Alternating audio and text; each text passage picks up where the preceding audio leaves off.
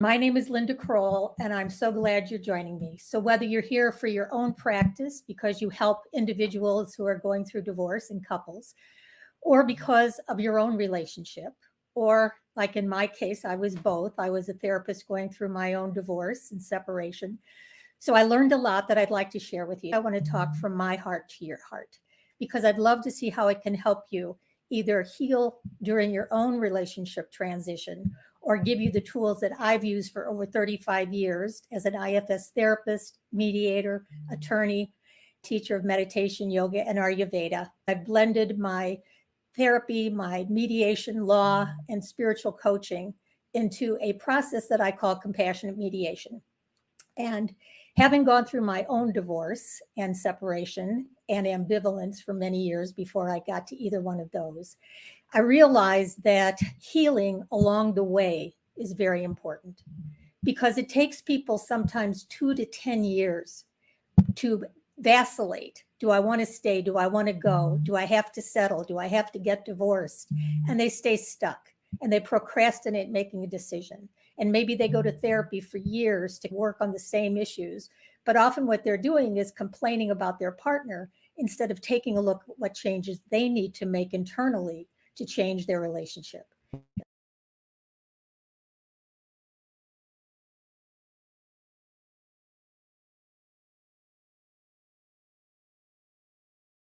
I married my college sweetheart. We were married for 20 years. And when we were looking at the possibility of ending our relationship, I stayed stuck. I vacillated. I went to therapy, but nothing was really moving the needle. And then I wished I had someone I could turn to that could give me the support, the guidance, the information I needed. Imagine that you could make calm and confident decisions for your future and be informed and empowered every step of the way. When I was going through my separation and divorce, I felt very alone, very afraid, very confused. I think my friends and family got tired of giving me an ear when I wished I could be moving forward.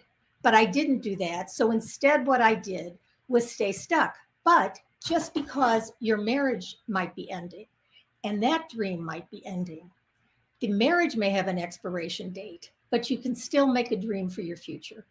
And the beginning for new beginnings, the best time for new beginnings is now. So let's make some new beginnings for yourself.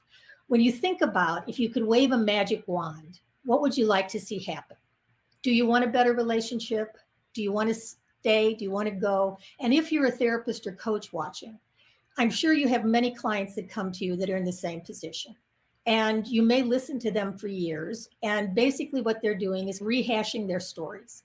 And until they're willing to look at the situation from their higher self, they're not going to make any changes. They're going to be stuck in victimhood. You're going to be stuck in victimhood if you're in your own relationship challenges. I don't want that for you. I want you to feel empowered.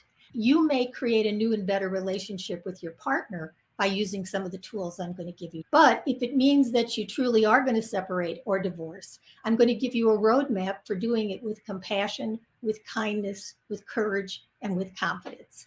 So let's continue to imagine, what if you could make empowered decisions? Some people aren't married, but they still want to decide, are they going to stay in the relationship or are they going to leave it?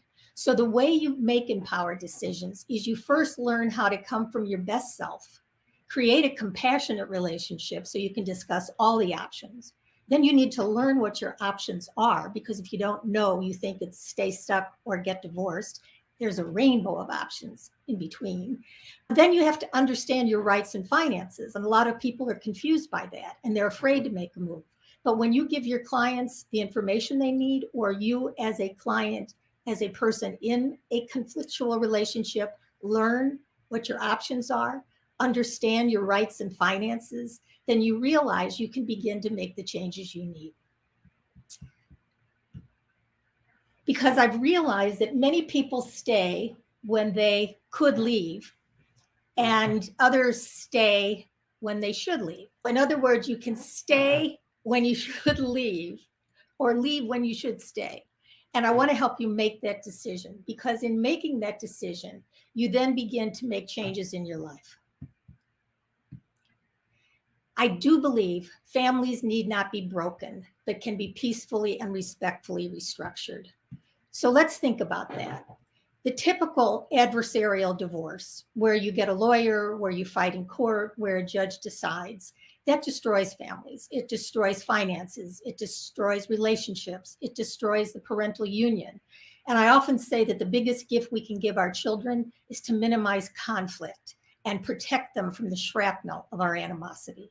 So we don't have to destroy families. This doesn't have to be your parents' divorce or your grandparents' divorce. You can part with compassion. You can create two new homes where both places your children feel safe and loved. And you can become friends even as you end your marital relationship. So again, when I tell you my story, I was married to my college sweetheart. 20 years into the union, it looked like we were going to get divorced, and I was already a lawyer. I became a mediator so that I could helpfully mediate my divorce, which is not a good idea. A codependent mediating her own divorce doesn't know how to set boundaries or ask for what she wants and needs. We finally went to mediation. That didn't work. Then we ended up in court. And I told myself, as I sat across from my beloved soon-to-be ex-husband in court, I told myself there had to be a better way. There had to be a better way to end a marriage where two people once promised to love each other forever, and now we're looking at ending the union. And in my 35 years of practice, I merged my training as an IFS therapist, as a mediator, as a lawyer, and as a spiritual coach. I put them all together and I wrote the book, Compassionate Mediation: How to Add Passion to Your Marriage or Compassion to Your Divorce. If you want a free chapter of the book, go to lindakrollbook.com and you can get a free chapter there. Dick Schwartz, who's the head of Internal Family Systems, has said about my book that it's relationship healing at its best. I also wrote the book, Compassionate Divorce: Changing the Face of Divorce One Heart at a Time, because I feel that's what we need to do. We need to look into our own hearts first. Take a breath with me here. And if you're on the verge or contemplating or going through a separation or divorce, or even past a divorce, your heart is hurting. I know what it felt like. I remember when I was going through my own divorce, I was separated for a very long time. We were separated almost a decade. We were living separate lives, but I remember the heartache that I felt. And sometimes I walked in the world wishing that I had a D in the middle of my forehead, so people would know that I was going through a divorce and would treat me more kindly. So any way along the path, contemplating a divorce, a separation, going through it, past it, you're left with wounds. And those wounds go deep. And depending how much acrimony there was, depending how much codependency there was, depending on how much emotional abuse there might have been, those wounds last a long time. And I want to be here to help you heal. And I want to help you, if you're professional, to help your clients heal. Should I stay? Should I go? Do I love them? Can I help change the situation? It helps you bring your best self, because in reality, we're not always in our best self in the relationship we're in. In other words, we've gotten into some bad habits. The bad habits might be withholding, judgmental, blaming, shut down. You may have a filter through which you're judging your partner. He always does this. He never does that. You may have built walls around your heart so that you don't get hurt anymore. So your partner looks at you and he sees the walls and thinks there's nobody home, and then he stops trying.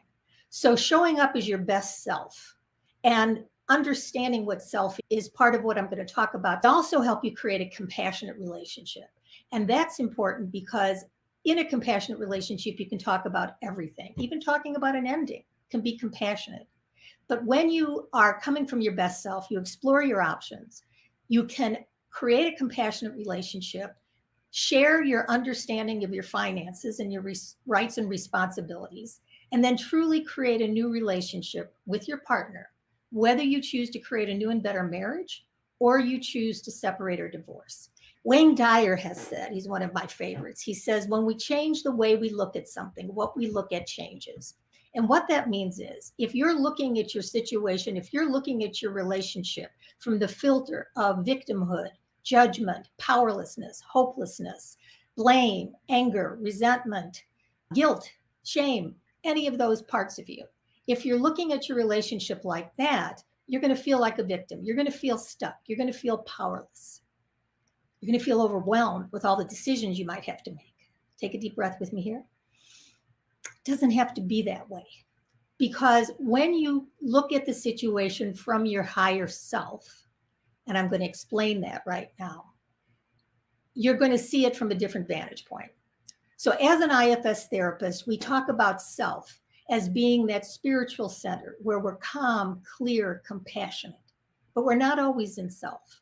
We're in parts that we exile and push aside, parts that we manage with, parts that we get extreme with. So what I want to show you is how to be your best self, because when you become your best self in your relationship, you change the relationship. So if you do your own work first, practice your own self-care, love your parts, understand your family of origin and how it affected you, do the work inside you that you need to do first, or help your clients do this first. Then you make decisions from your highest and best self. It's not the other way around. A lot of people think, let me just get divorced and then I'll be better. Be better first. Become your best self first, and then decide. Because when you bring your best self back to your current relationship, and you're no longer walled, defensive, reacting, judging, but blaming, but you're really coming from a calm, clear, compassionate place where you can use I messages to speak about your hurt, your sadness, your fear, then what you can do is be able to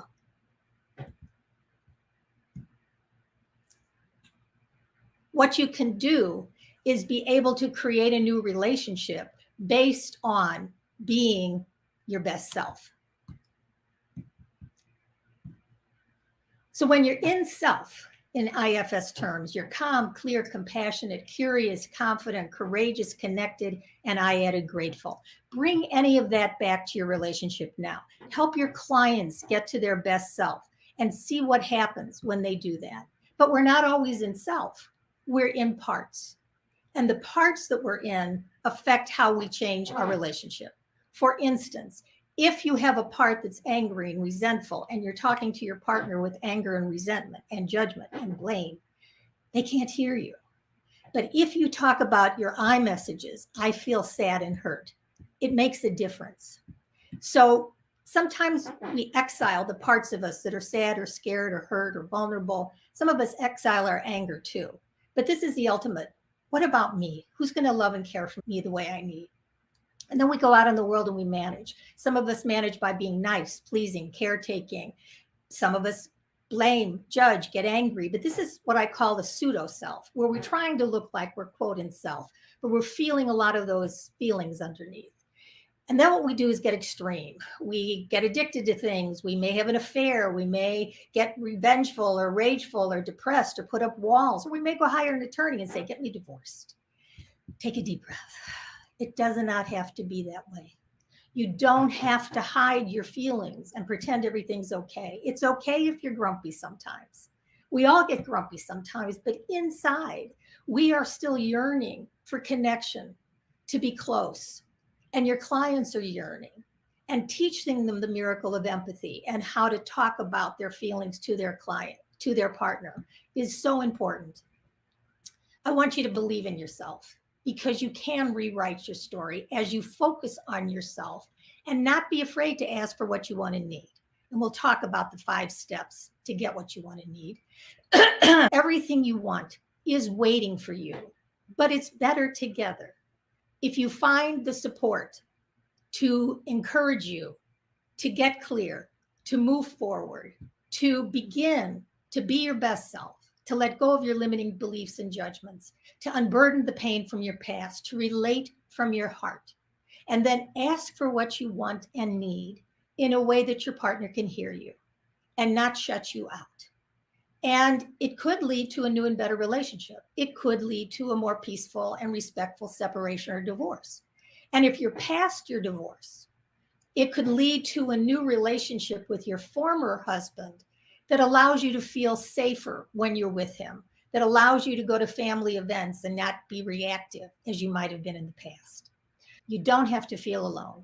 Whether you're deciding whether to stay or go, whether you're navigating issues around parenting during a separation, whether you're in the middle of a contentious divorce where your lawyers have taken over and you feel out of control, or even past a divorce where you feel uncomfortable being in the same space with your ex. You heal and transform your life moving forward. And it will also help you create a compassionate relationship. Because first of all, you have to be compassionate with yourself. Being compassionate with yourself is vital. And I find that many times the biggest problems people have is that they're not compassionate with themselves because they can't forgive themselves for the decisions they've made or not made. In other words, there's a lot of my clients who have been mad at themselves for staying for years, for being codependent in what felt like a narcissistic, abusive situation. I tell them they did the best they knew how to do according to the level of awareness at the time. So take a deep breath with me here. And whether you're helping your clients realize this or you need to realize it now, put your hand on your heart and tell yourself, I did the best I can according to the level of awareness that I had. And now I can do better. And I totally and completely forgive myself for any decisions I made or didn't make. So take a deep breath. And if you have any parts that are debating that, I'd love to help you because you can heal that. You do deserve to be happy. And you did the best you could based on your family of origin. I came from a family where my father was manic depressive. He yelled all the time. So I grew up afraid of anger. I grew up afraid of his anger. I was afraid of my husband's anger. I was afraid of my anger. So when it came time to set boundaries or say no or ask for what I wanted and needed, I couldn't do it. But I realize now I was conditioned to be codependent, to want to take care of other people's feelings, to put other people's needs in front of my own, to have trouble with boundaries, to avoid conflict, to not say no, to have an external locus of control where I was judging myself by what other people thought of me instead of what I knew internally to be true for me. If any of that fits for you, forgive yourself. You've done the best you know how to do, and now you can do better. And what you're going to do to create a compassionate relationship is once you forgive yourself, you're going to find it easier to forgive your partner, because the miracle of empathy that we'll talk about in just a minute is where you use I messages. You don't use you messages. You don't say you were bad or you are selfish or you neglected me. You say, when you yell, I feel hurt. It's an I message for them to hear, understand, and empathize with. And as you practice the miracle of empathy, be kind to the inner child inside of each of you, because we all have an inner child. We all yearn for affection, attention, appreciation, and acceptance.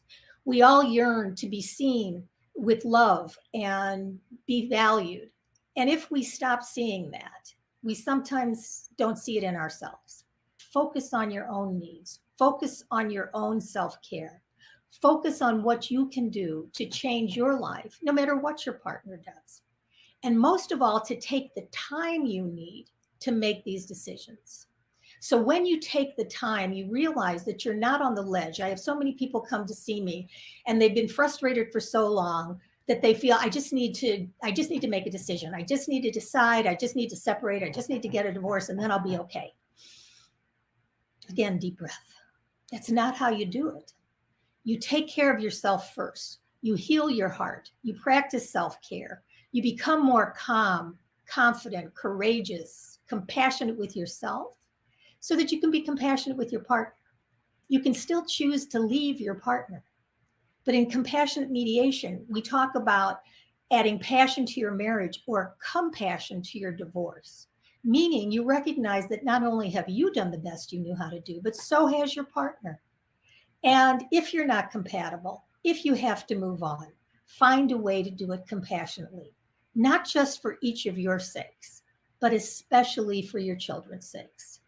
You don't want your children to marinate in the energy between the two of you, even if you're not yelling. A sigh, an eye roll, a shrug, a grumpy tone. They hear it, they feel it, they take sides, they're torn.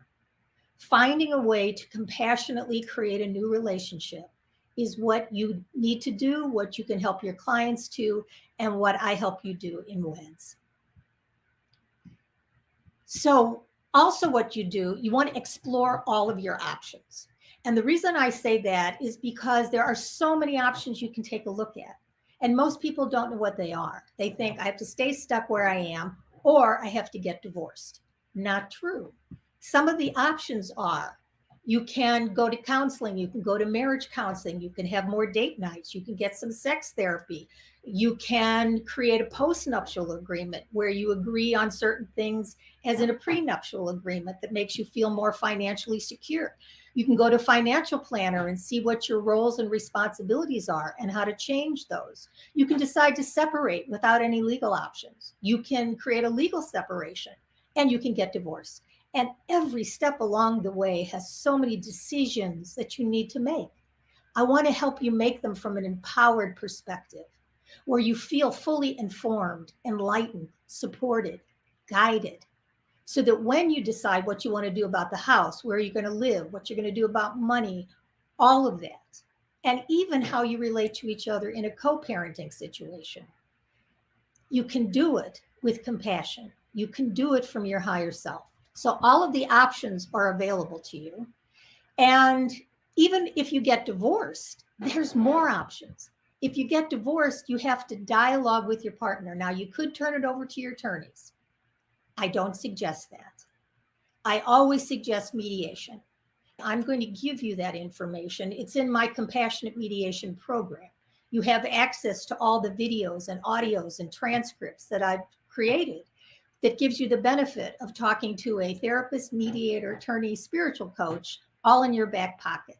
So as you're exploring your options, you also need to look at your rights and finances. Most people don't know what they are.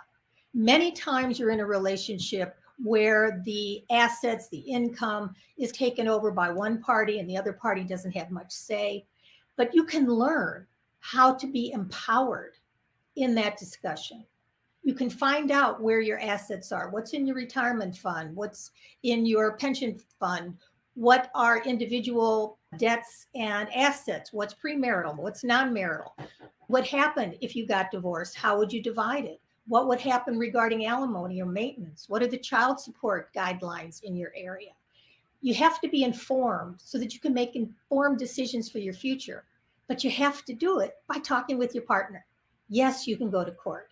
And I sadly have known people who have spent up to $250,000 literally in court. Once they can't talk to each other, they fight about parenting, scheduling, money. And if they're fighting about parenting, they can get the court involved with a guardian ad litem, with psychological reports. It just gets endless. You don't have to do that. You can get the support. You can learn if you're a therapist or coach or a professional who works with individuals in conflict or couples in conflict. I'm going to tell you more about compassionate mediation and how you can learn more about that. But truly, you need to understand your rights and finances, and you need to help your clients do the same. It's more than income, assets, and debts. It's all about what the future would look like. And I often say that talking about an ending gives people courage to talk about a new beginning. Because many times in marriage counseling, and many of my clients have gone to marriage counseling for a long time, but unfortunately what happens is when you go to marriage counseling in the past, you didn't talk about divorce. You didn't talk about the parts of you that wanted to leave. So you weren't fully present because you had one foot out the door, but nobody was talking about it. But in compassionate mediation, we talk about compassionate communication, how to communicate from your highest and best self, let go of your limiting beliefs and judgments, unburden pain from the past, and relate from your heart. And once you learn compassionate communication, you then learn the miracle of empathy, where you can listen to the other person, where you can understand them, where you can truly empathize with their hurt, their sadness, their pain, and their fear. And then you can negotiate behavior changes. And you may not be compatible anymore, but even if you're not, you can still be grateful for everything that you've shared up until this point. So there's so much to learn. And as you learn that, you will find that you can create the relationship you desire and deserve. And I'm going to give you a couple hints right now on how to do that. So if you have a pen and paper, I'm just going to give you a few acronyms that would be very helpful. And here they are. I'm going to give you the 5 steps to receive what you want and need. and the spiritual graft to heal your ego's wounds. So let's start with the 5 steps. Let's start with the 5 steps to get what you want and need. Here they are. Just write these words down, please. Remember, deserve, ask, receive, be grateful. Remember, deserve, ask, receive, be grateful. And what that means is remember what it is you want and need. Oftentimes when people come to me, they're so focused on what they don't want anymore. They don't want the deception, the lies, the anger, they don't want what they don't want. But it's time to shift your vision. Remember what you do want. Friendship, passion, intimacy, safety, honesty, fun, love. Think about what you do want. And then part 2 is know that you deserve it. And sadly, that is where many people get stuck. Because whether they have wounds from their family of origin, prior relationships, or even in the current relationships, they've lost confidence in themselves. They've lost the ability to realize they are a divine being worthy of love. And if you don't know you deserve it, then when you ask for it, it becomes a whine or a nag or an ultimatum. It doesn't have to be that. When you remember what you want, when you know you deserve it, then your ask becomes a request. You tell your husband, I want to communicate better. I want to feel safe with you. I want to renegotiate our roles. I want to become a partner in the finances. I want to share more of the parenting. Then when you ask it, be willing to receive it. Even if it's not 100%, be willing to receive whatever he's willing to do. And 5, be grateful so that you can get more of it.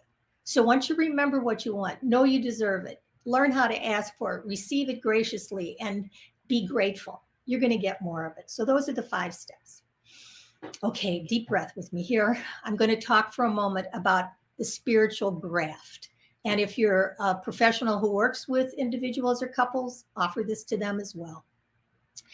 I've learned in my many years of practice that most of the suffering we feel is because of our ego's wounds, the parts of us that have expectations. And someone once said that expectations are premeditated resentments.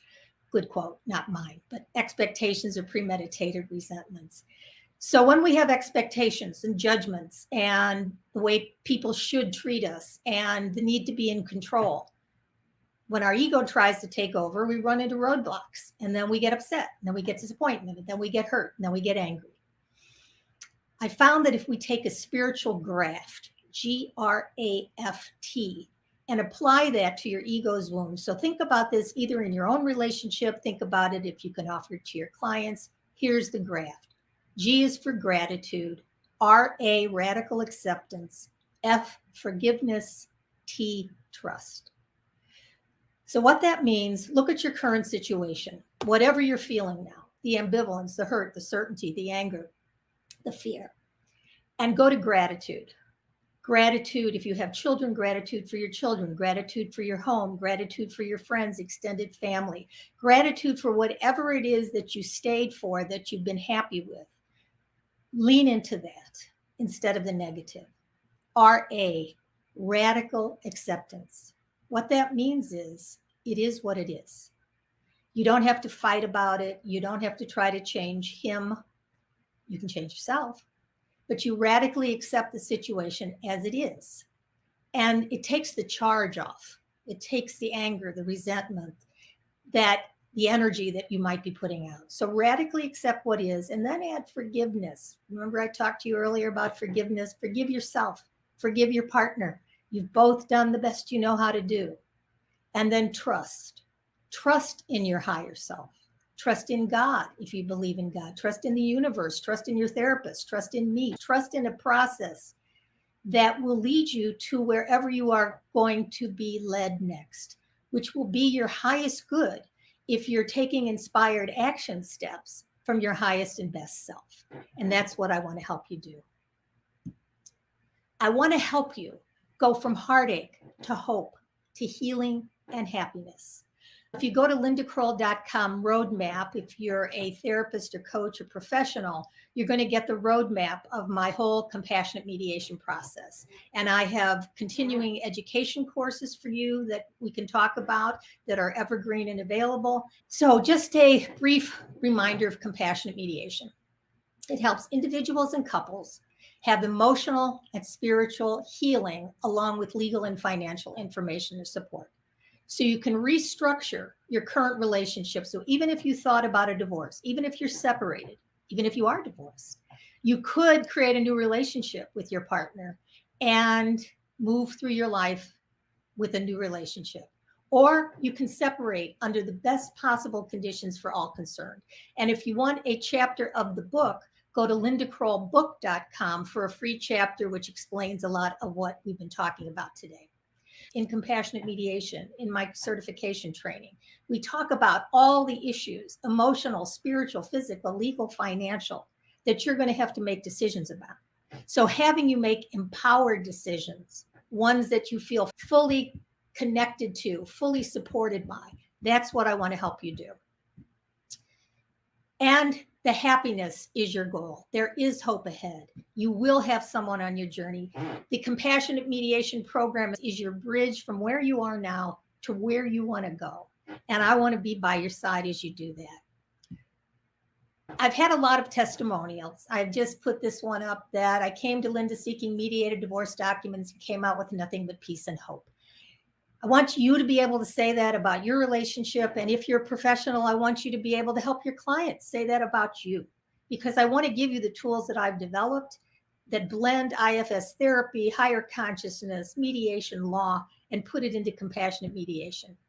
There is a compassionate mediation certification. I'm going to be starting a new cohort soon. If you're interested, get the roadmap at lindakroll.com/roadmap, lindakroll.com roadmap. That will give you an opportunity to set up a 15-minute call with me, and we can talk about it and see if it's something you'd like to do. If you join me in either the training or the certification, I'm going to give you all the tools that I've used. Again, get the roadmap, help your clients, help yourself. And a final reminder, if you feel you might be sinking, don't just float, flower. Let me help you. Let me offer you my hand, my heart, my education, and remind you it's not what you're doing, it's who you are being. I want to help you be your best self. I want to help you show up as that calm, clear, compassionate, loving person that you are. I want to help you bring that to your relationship, whether you're considering a separation or divorce, in the middle of it or past it. You can bring your best self. And I put the XO as XOs because that's how I sign off on everything, what I've learned to do, what I learned not to do. I want to give you the benefit of my 35 years of experience as an internal family systems therapist, mediator, attorney, all that I learned about spiritual growth and higher consciousness. Again, from my heart to yours, we can change the face of divorce one heart at a time, starting with your heart, starting with the hearts of your clients. And I'm here to help. Thanks so much for being here. I look forward to staying connected, and we'll talk again soon. Bye for now.